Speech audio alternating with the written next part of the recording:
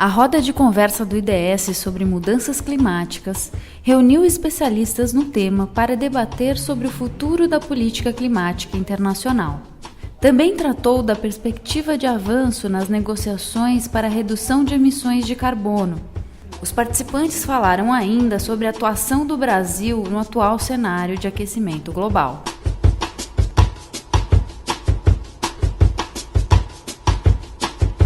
Nós elaboramos, na verdade, 3 diretrizes para nortear e para, na verdade, concentrar a discussão. Uma delas é a seguinte: os países signatários da Convenção Clima têm até a COP21 em Paris, né, que vai ocorrer no final de 2015, para chegar a um novo acordo para a redução das emissões que teriam vigência a partir, então, de 2020. Quais características, vocês pensam, precisam estar nesse acordo? Né? E como o Brasil pode contribuir nesse processo? Então, essa seria uma questão norteadora aqui para a discussão. A outra questão complementar a essa é a seguinte: é que hoje vivemos num mundo multipolar. Os acordos multilaterais são elementos de coesão, não é? Nesse ambiente global. No entanto, as negociações dentro das Nações Unidas, elas são bastante complexas e, face à urgência do problema que nós temos, que é a necessidade de redução das emissões de gases de efeito estufa, elas seriam extremamente lentas. Não é? Como é que se pode compatibilizar o multilateralismo como um elemento essencial de coesão, né, com o fato de que, dentro do grupo de 200 países, aproximadamente 200 países, que estão na Convenção Clima, né, na verdade, com 18 deles, você consegue, na verdade, reunir 90% das emissões. Né. Essa seria, então, uma segunda questão, tá certo? Complementar à primeira. Né? Para reforçar a participação, a importância da participação do Brasil nisso, vamos lembrar o seguinte, que para vários analistas, entre as COPs de Buenos Aires, né, e depois de Copenhague, houve uma evolução na posição brasileira e nas negociações climáticas no âmbito da Convenção Clima. O Brasil teve um papel importante, tanto pela liderança no processo, né, como também pelo fato de ter incluído e ter dado conta, na verdade, das emissões via florestas. Né. Esse seria também um tema para avaliação, né, que somaria, no nosso entender, a essa importância do Brasil, tá certo? No âmbito da Convenção. Está claro? Eu vou pedir ao Carlos que comece e faça uma exposição geral, né, do ponto de vista do Observatório do Clima, quais seriam as demandas que estão vindo para esse período agora de negociação. No ano passado, o Observatório do Clima lançou um sistema de estimativa de emissões de gases de efeito estufa, buscando trazer uma foto bastante recente para o Brasil de como estão as nossas emissões, a trajetória das nossas emissões, quais são os setores que vêm promovendo, onde a gente vem observando redução de emissões, quais são as tendências e setores onde há aumento de emissões, e o dado geral que nós chegamos, a escala de emissões para o Brasil no ano de 2012 foi de 1,5 bilhões de toneladas de gases de efeito estufa. É uma redução significativa em relação, por exemplo, ao período de 2004, quando foram começados os esforços formais para a redução de emissões de desmatamento na Amazônia, com o PPCDAN, o Plano de Prevenção e Controle do Desmatamento na Amazônia. Naquela época, as emissões eram em torno de 2,8 bilhões de toneladas de gases de efeito estufa. Mudanças climáticas já estão acontecendo e um dos resultados do capítulo que trata sobre América Central e do Sul é a conclusão de que as secas na Amazônia elas têm vinculação, sim, com mudanças climáticas. Então, outros eventos extremos que estão ocorrendo no Brasil já representam um sinal do impacto que a gente sofre e são um sinal de alerta do que pode nos acontecer no futuro. Além disso, além da tendência de aumento dos eventos climáticos extremos e da mudança em padrões de chuva e temperatura e a forma como isso pode afetar a segurança alimentar, a segurança hídrica. Em São Paulo nós temos exemplos de ambos, né? Falta de água e, no início desse ano, aumento de preços dos alimentos nos supermercados. Isso é reflexo do efeito do clima sobre a agricultura e sobre a produção de alimentos. Isso deve nos servir de alerta e então deve fazer com que nós nos mexamos de forma muito mais rápida. Mas a principal mensagem do IPCC, no meu ponto de vista, é ainda dá tempo da gente agir para reduzir emissões, se a gente estiver falando sério a respeito do compromisso de manter o aumento de temperatura da Terra abaixo dos 2 graus. E ainda dá tempo da gente se preparar e para evitar consequências mais severas daquilo que a gente não tem como evitar, que é uma maior incidência de eventos climáticos extremos. Temos que ter estratégias locais, regionais, nacionais, e é claro que o processo de negociação internacional tem que nos levar a acordos e a compromissos que façam que todos os países contribuam de forma a mantermos esse limite de 2 graus respeitado, porque a partir disso as consequências podem ser muito mais severas.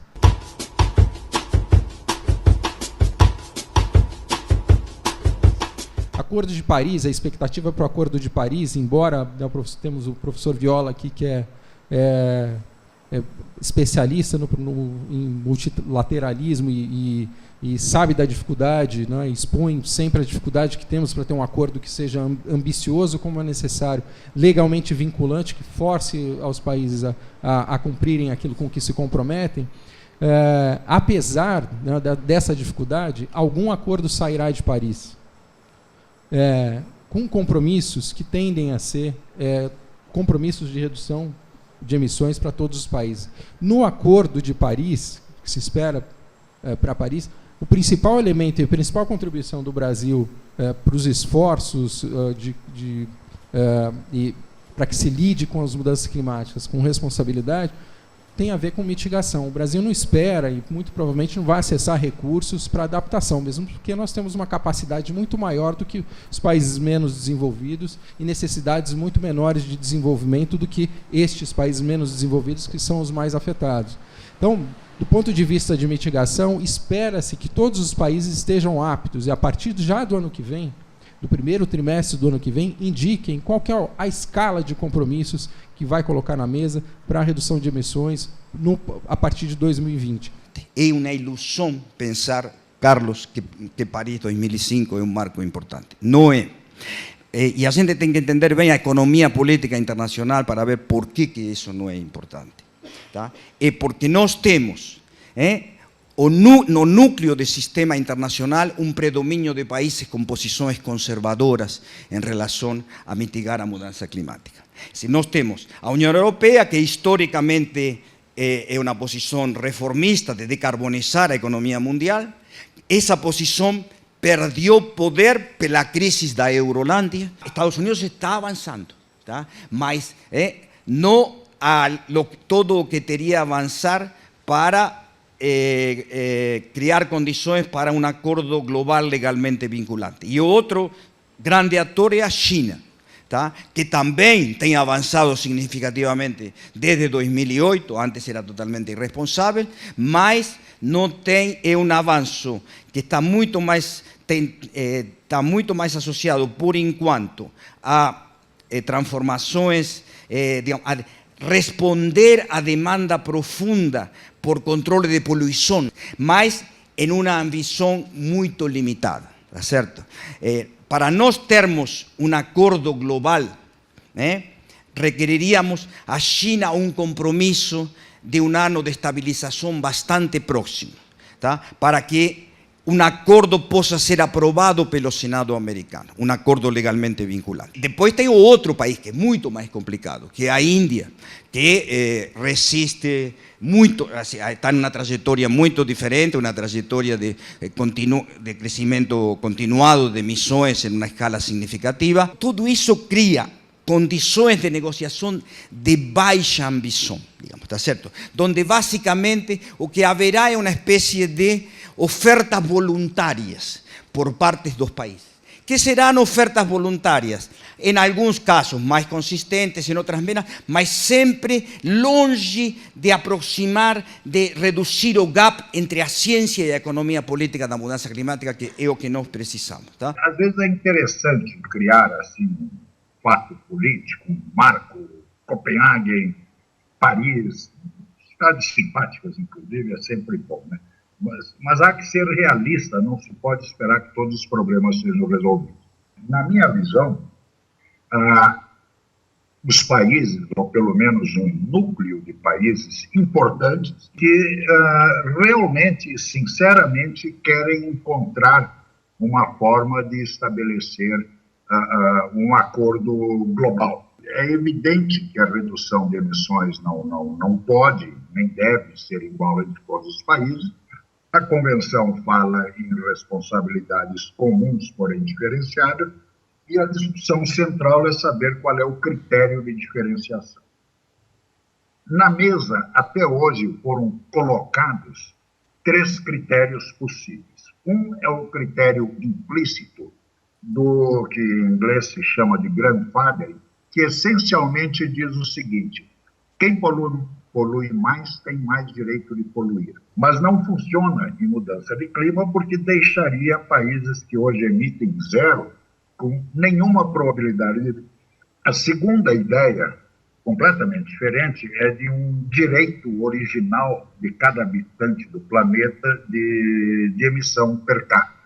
Isso soa bem, utópico e absolutamente inviável, mas o preocupante é que a Índia vem, parece que diminuiu um pouco, mas vem defendendo esse ponto de vista por ter uma população de bem mais de 1 bilhão de habitantes. O governo brasileiro, recentemente, decidiu, por causa disso, voltar a conceitos da época de 97, que tem a ver com o princípio do poluidor-pagador, ou seja, vamos repartir o ônus entre os países na exata proporção da contribuição de cada um deles para o tamanho do problema, pega aí a temperatura, que é a métrica da mudança de clima, ver quanto cada um contribui, e a contribuição de cada um tem que ser, para resolver o problema, tem que estar na mesma proporção em que eles causaram o problema. Isso aí vem sendo defendido quietamente, recentemente, pelo governo brasileiro, virou posição do grupo dos 77 mais China, e o interessante é que a União Europeia resolveu olhar isso seriamente agora. Eu estarei em Bruxelas, dias 19 e 20 agora de maio, numa reunião em que eles misturaram o pessoal do lado acadêmico com negociadores que estarão lá de maneira informal para conversar sobre esse critério. Então, há progresso sendo feito. Os dados da Agência Internacional de Energia Atômica para as emissões da China indicam que as emissões de carbono vão atingir o pico em 2023. Nesse último relatório, World Energy Outlook, da IEA, tem esses gráficos aqui, e o da União Europeia já passaram pelo pico. Os da China devem atingir o pico em 2023. O acordo vinculante não precisaria ser um acordo vinculante já. Quer dizer, você adota um acordo vinculante pelo qual você tem um calendário no qual você faz ajustes. E para a China, a partir de 2023, vai estar no lucro, como se diz, como os Estados Unidos, porque os Estados Unidos já está ocorrendo a descarbonização por causa do shale gas. Eu acho que um acordo que tivesse metas escalonadas seria uma coisa que a China aceitaria melhor.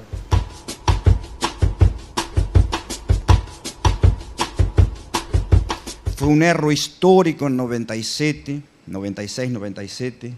Brasil se aliara a China e Índia. En términos de una división do mundo en dois tipos de países, o anexo 1 que tem os compromissos e o anexo 2 que não tem. A posição sensível nesse momento e que era correspondente ao interesse nacional brasileiro era que os países do anexo 2 deveriam ter compromisso com uma redução do crescimento da curva de emissões. Isso é o que hubiera permitido ratificar Kyoto no Senado americano, inclusive. Tá? Então, nós temos um erro histórico em 96, 97, junto com um outro erro histórico que é, por causa da impotência por controlar o desmatamento na Amazônia, como era percebido nesse momento, evitar uma entrada profunda do carbono florestal no protocolo de Kyoto. Devemos lembrar que Brasil se aliou com a União Europeia para evitar os carbon sink no protocolo, e Brasil, contra todos os países florestais do mundo, foi contrário à entrada do desmatamento evitado no protocolo no mecanismo de desenvolvimento limpo. O segundo ponto importante vem quando o que na época do protocolo de Kyoto, o decreto-lei de tornar 80% da Amazônia área que não se podia desmatar. Decreto-lei que não teve a menor implementação até 2005. Tá? Então, o segundo grande momento é o que mudou radicalmente o lugar de Brasil na história do ciclo global do carbono, que é a redução dramática do desmatamento na Amazônia produzida no ano 2005, 2006, 2007, 2008, 2009 e se prolongando-se um pouco, inclusive, posteriormente. Foi decisivo, foi um evento de proporções históricas no plano brasileiro e no plano mundial. Tá? E em 2009 isso acumulou as forças para mudar a posição brasileira.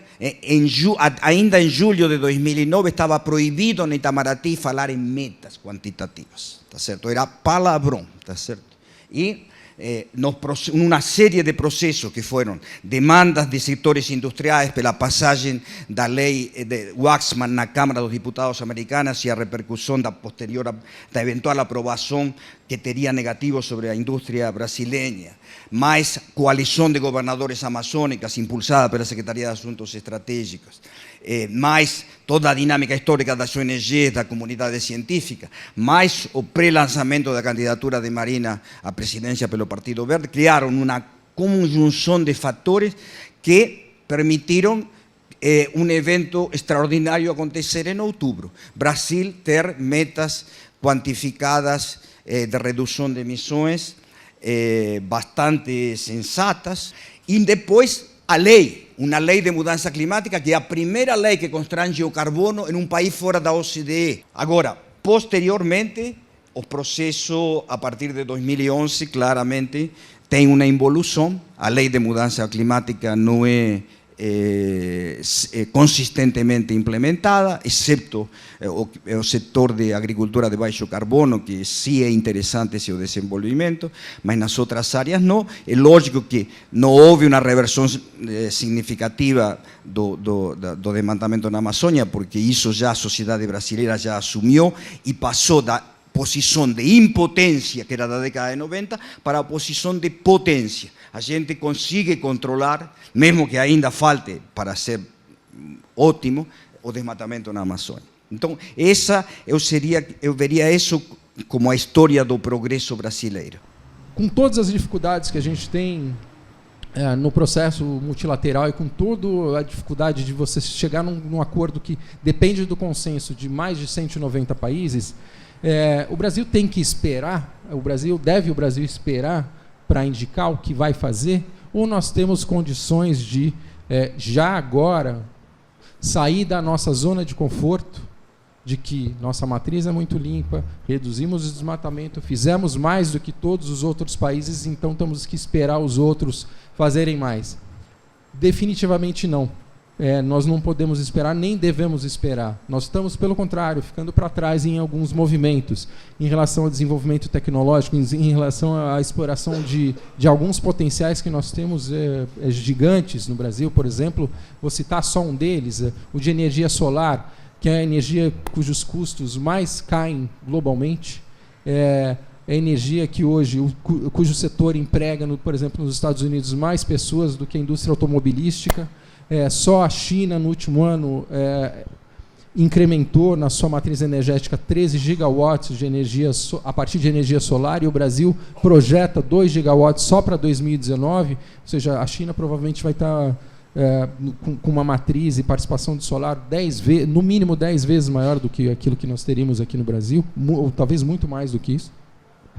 E nós estamos perdendo oportunidades. Brasil teria todas as condições para ser um ator reformista. Vejam bem, Brasil não pode liderar, esse é um negócio que eu quero enfatizar muito, o sistema internacional na transição para a decarbonização só pode ser liderada pelo centro do sistema, ou seja, pela União Europeia, Estados Unidos ou China. Não pode ser liderado como um país como o Brasil. Agora, Brasil pode ser decisivo, co-liderando, pode se aproximar da União Europeia e, particularmente, no processo de haver mais convergência entre Estados Unidos e a União Europeia, que não vai acontecer em Paris em 2015, mas pode acontecer nos próximos anos. Nós estamos a 1 ano e meio da Conferência de Paris, aproximadamente.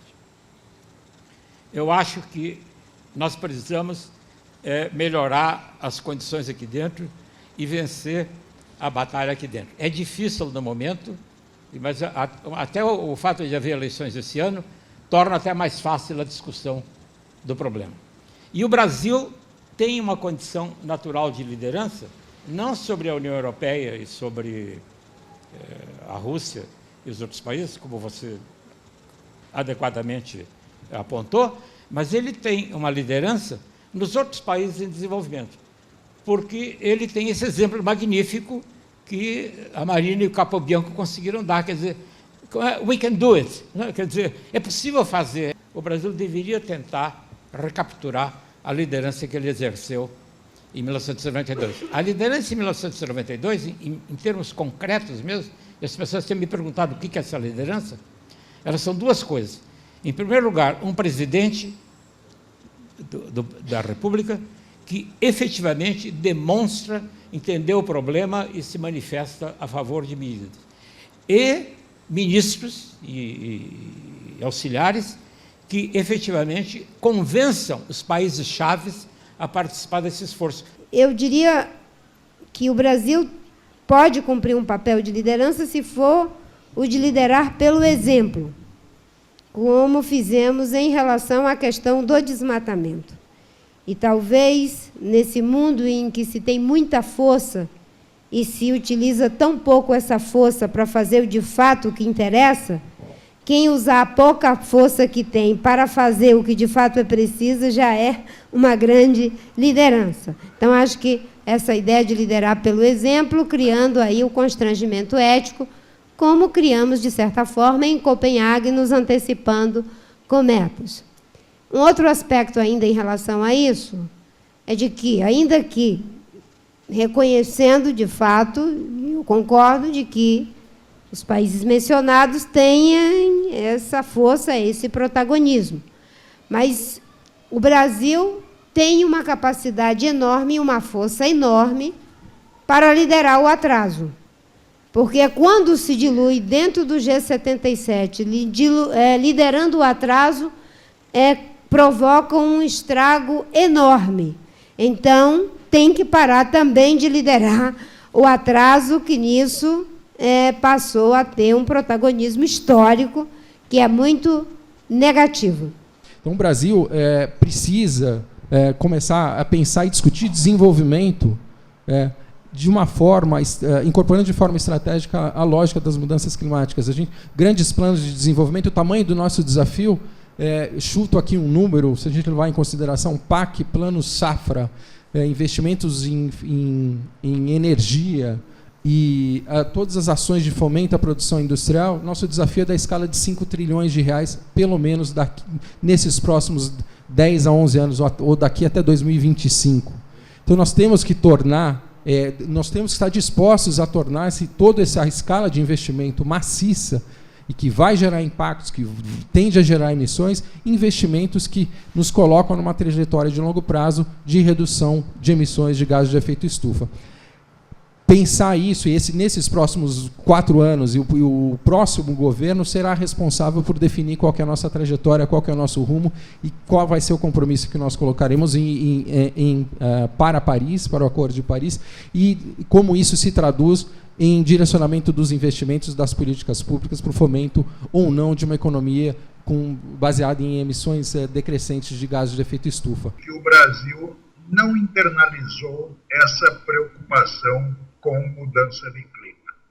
Inclusive, eu vou repetir um pouco o que eu disse antes, essa ênfase da atenção às negociações no âmbito da Convenção das Nações Unidas e a próxima COP, etc., isso, a meu ver, a partir do momento em que o Brasil realmente internalizar essa preocupação, o governo, de forma inteligente, dirá, olha, fiz as contas aqui, tem que reduzir tanto, vou tomar imediatamente medidas para controlar as emissões.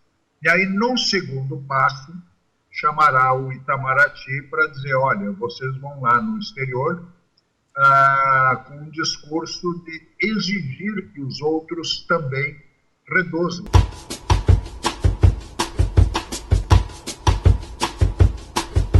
A alternativa, a meu ver, é a seguinte, é que em vez de ter um G194 ou um G18, como é proposto, nós tenhamos um G2.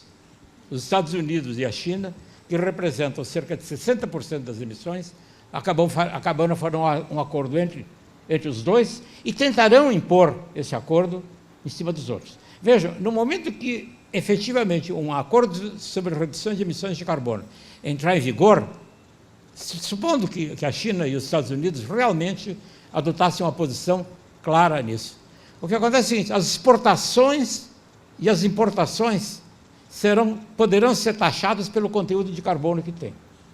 Cerca de 40% da produção chinesa, eu creio que ela é exportada para os Estados Unidos. Não sei se o número é tão alto, mas é um número significante. Elas têm um conteúdo de carbono enorme.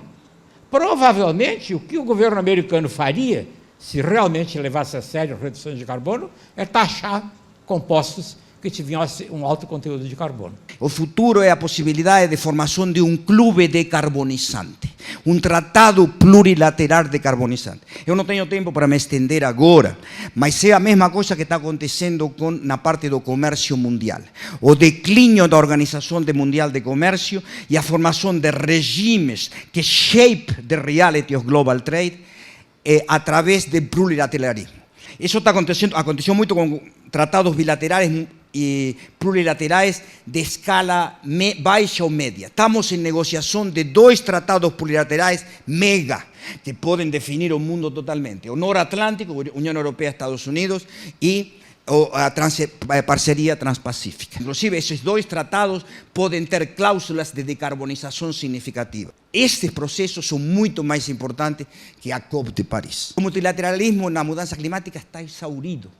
Isso é claramente, está exausto. Ele se torna, ao invés de... Ele é um obstáculo epistemológico e político, porque muita gente continua olhando para o lugar errado. Ou seja, você vê que o problema está em um lugar, na negociação, e não está aí. A história está passando por outro lugar. O acordo, no final, precisa ser universal, mas isso pode ser, e provavelmente deve começar com um grupo menor. O protocolo de Montreal, para resolver o problema da camada de ozônio, sim, ele começou com os países que produziam clorofluorocarbonos, né? E numa área em que eu já trabalhei muito, de controle de tecnologias de uso duplo, ou seja, tecnologias que têm uma aplicação bélica, isso inclui nuclear, míssil, guerra química, guerra biológica, todos esses acordos foram iniciados envolvendo exclusivamente os países que tinham a capacidade, o domínio dessas tecnologias, e depois, naturalmente, isso aí foi aberto à assinatura de outros países. O que é mais provável que ocorra é que as diplomacias não reconhecerão em nenhum momento que estão fazendo isso. Elas vão dizer, não, todas as discussões têm que ser universais, Assembleia Geral, 190 e tantos países. Mas, na realidade, as discussões necessariamente deverão ocorrer entre grupos pequenos de países, porque é a única forma de haver uma negociação real.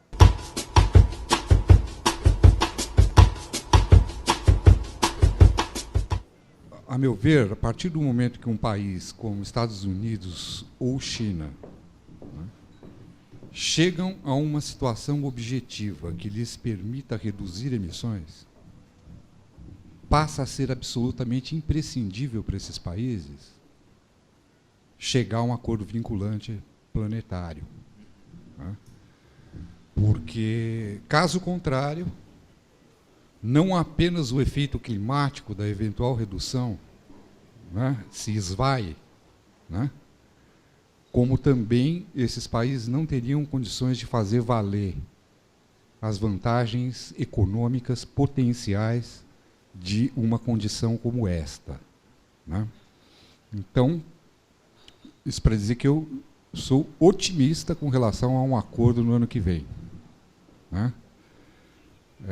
Considerando que, pelas alturas de 2020, né, esses países já poderão estar fazendo reduções efetivas das suas emissões e passará a ser imprescindível para eles, aliás, para qualquer potência mundial, seria, né, bancar um acordo vinculante multilateral. Acho que não está fazendo parte dessa discussão os efeitos já conhecidos da revolução digital, daquilo que alguns autores hoje estão chamando de internet da energia. Você tem uma internet da informação, uma internet da logística, uma internet das coisas, né? E tem uma internet da energia que está emergindo com uma força extraordinária. O sistema de centralização de energia e depois de distribuição está com os dias contados, ao menos é o que eu tenho lido em publicações vindas de pessoas da Media Lab do MIT, da McKinsey, esse livro Resource Revolution. O que eu queria perguntar para vocês é se os efeitos da revolução digital, em tudo que vocês falaram, se esses efeitos são relativamente marginais e não mudam basicamente o raciocínio que vocês fizeram, ou se nós temos aí aquilo que a McKinsey e vários outros autores consideram como uma situação inédita, revolucionária, que vai mudar os termos em que esse debate é feito. Eu não sou pessimista, porque algumas pessoas veem, eu sou pessimista sobre um acordo significativo que se corresponda com as necessidades da ciência em 2015 em Paris. Em isso sou pessimista, mas eu vejo claramente um avanço das forças decarbonizantes no mundo inteiro. No que nós vivimos é um processo não secular, digamos, porque ainda não é de século, mas sim, podemos até chamar de assim, de avanço das forças reformistas decarbonizantes. Elas ainda não são dominantes, mas cada vez mais crescem. E aí vem o argumento muito importante de Ricardo. A maioria da literatura que trabalha sobre mudança climática e sua transformação enfatiza muito sobre a inércia dos sistemas energéticos, tá certo? E pouco introduzem, menos do necessário, a questão do impacto da revolução digital. Por exemplo, internet da energia. Isso é mais um fator de aceleração do avanço das forças reformistas. Tá? Por isso que eu quero dizer, eu vejo que o meu pessimismo sobre Paris, que é claro, não quer dizer que eu não seja otimista sobre o avanço cada vez mais acelerado das forças reformistas. O fator dominante. O fator dominante tem sido biomassa e calor solar. Na China, o que está entrando em grande escala é aquecimento residencial, com coletores simplíssimos que são colocados no telhado das casas. E o uso de pellets e produtos de biomassa na Europa Oriental está aumentando muito também. Então, a resposta é que a modificação não é marginal, mas, como você é economista, é de uma linha de base baixa, né?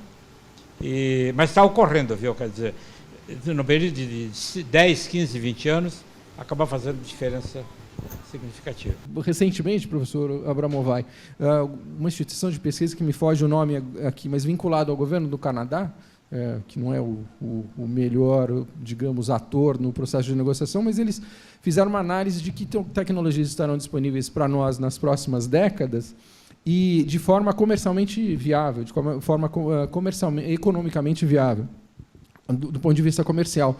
E nesses próximos 5 anos e nos próximos 10 anos, redes de energia com a mesma lógica inteligente de redes de internet já estarão à nossa disposição, no mínimo daqui até 2025.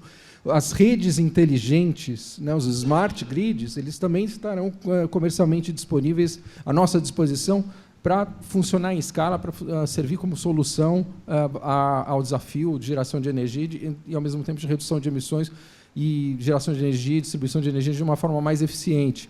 A questão de armazenagem de energia vai sofrer uma revolução nos próximos anos, com baterias muito mais eficientes do que aquelas que nós temos hoje. Nós ouvimos e falamos muito do que vai acontecer em 2015, na França.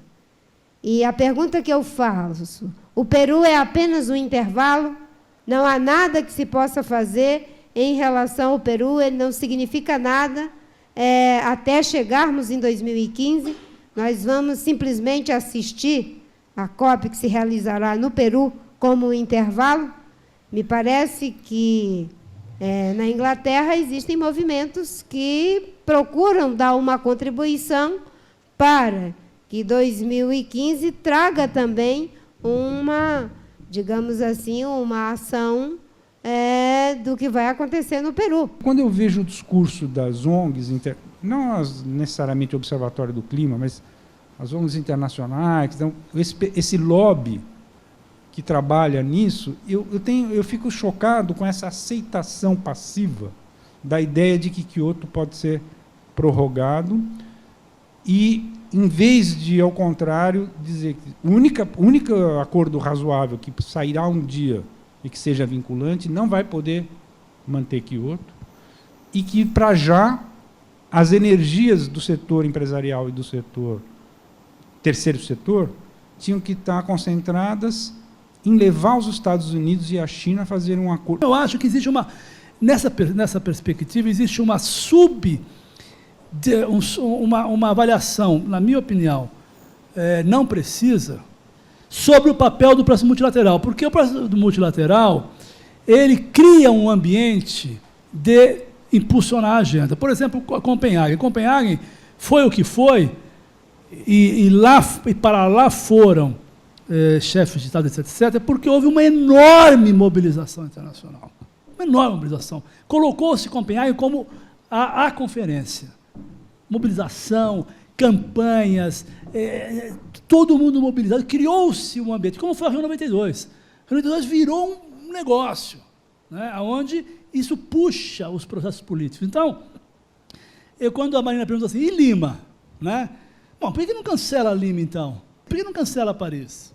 Como é que ficaria o processo de participação, de contribuição dos movimentos sociais, da opinião pública, do conjunto das forças da sociedade, se de fato nós vamos reduzir tudo isso a uma negociação bilateral? A Conferência de Lima tem muito pouca importância, inclusive porque, basicamente, as ofertas dos países, tá certo? Que vamos ver qual é o grau de ambição, tá?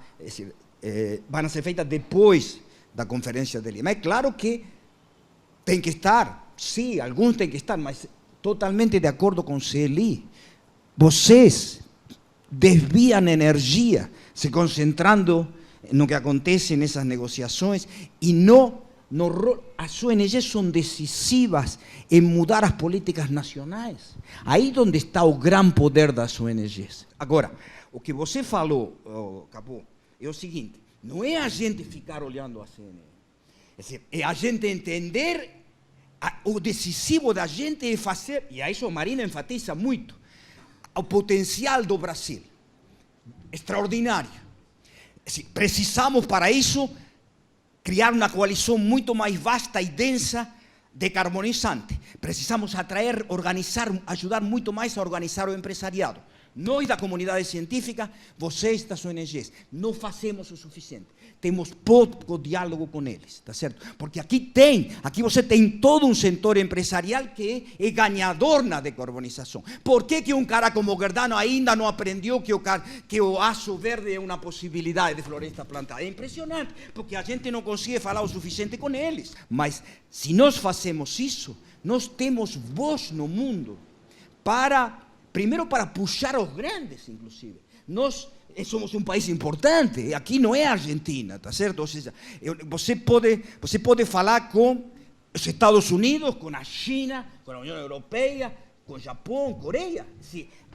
Então, nós nos metemos, não perdemos o tempo nas multilaterais como perdemos, fazemos muito mais política bilateral, tá certo? E impulsamos o plurilateralismo decarbonizante, impulsamos os tratados de livre comércio plurilaterais decarbonizantes, o oposto do que faz Itamaraty. A gente tem que lembrar que o processo multilateral ele é complicado, ele não resolve todos os problemas, mas de fato não existe alternativa ao processo multilateral se a gente estiver falando de participação de todos os estados. E quando a gente fala de adaptação, aqueles países que dependem de adaptação dependem fundamentalmente de decisões que vão ser tomadas no âmbito das Nações Unidas, em relação a recursos, em relação ao acesso a recursos, por mais que haja acordos bilaterais. Então, Lima, Marina, assim, eu não acho que é apenas um estágio, acho que é um momento importante. Em termos de processo multilateral, o pior dos cenários é pior para todo mundo. O mínimo que se possa conseguir nesse processo multilateral é fundamental para a gente fechar a equação do clima e para nortear algumas decisões. O que o Brasil colocar na mesa no processo de negociação vai ter uma contrapartida no progresso das políticas que nós vamos adotar aqui no Brasil. Nós não investimos, enquanto rede, Observatório do Clima, não investimos muito no processo de negociação multilateral. Nosso foco é Brasil. Agora, a gente sabe que existe uma vinculação entre o progresso que nós podemos obter aqui no Brasil com o progresso que a gente pode esperar e cobra das posições brasileiras nas negociações e vice-versa. Multilateralismo, ele necessita ser repensado, necessita melhorias. A própria Convenção de Clima, o fato de depender do consenso, ou seja, o consenso em 192 sempre vai ser o mínimo denominador comum, como muito bem falou o professor Viola, mas, de fato, hoje a gente não tem alternativa. E diante da urgência de soluções para o desafio das mudanças climáticas, ainda continua sendo um fórum onde decisões serão tomadas. E seja do ponto de vista de mitigação, mesmo considerando que a gente corre o risco de grande risco de não resolver o problema, do ponto de vista de adaptação, não existe outro fórum. A gente está falando de 300 milhões de pessoas no mundo, no mínimo, que sofrem impactos de eventos climáticos extremos, e o nível de mortalidade no mínimo, em torno de 300 mil pessoas por ano. E a tendência disso é aumentar.